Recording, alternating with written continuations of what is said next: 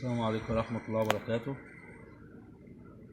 دي السجادة الحريري زي ما قلت لحضراتكم، وأنا ماشي معاكم خطوة بخطوة، وهي قربت تخلص إن شاء الله. بإن يا أحمد أنا كده في المرحلة الأخيرة اللي هي المرحلة التالتة. زي ما حضراتكم شايفين بتتعمل عقدة بعقدتها نسيج. الشغل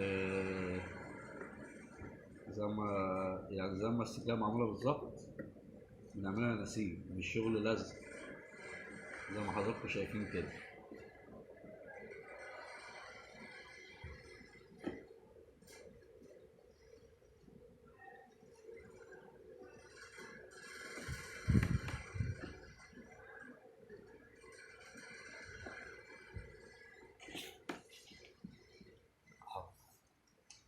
حضراتكم زي ما انا قلت لكم، انا بعضل السجاد، بصلح اي نوع سجاد، كل سجاد شنواء، سجاد حديد، سجاد يدوي، اي حاجه تخص السجاد ان شاء الله بعملها. اي دفوات، اي قطاعات، شراشيب، سجاد الالوانات بحطت على بعض.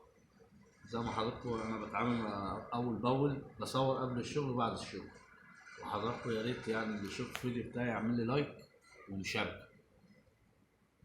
شكرا، السلام عليكم ورحمه الله وبركاته.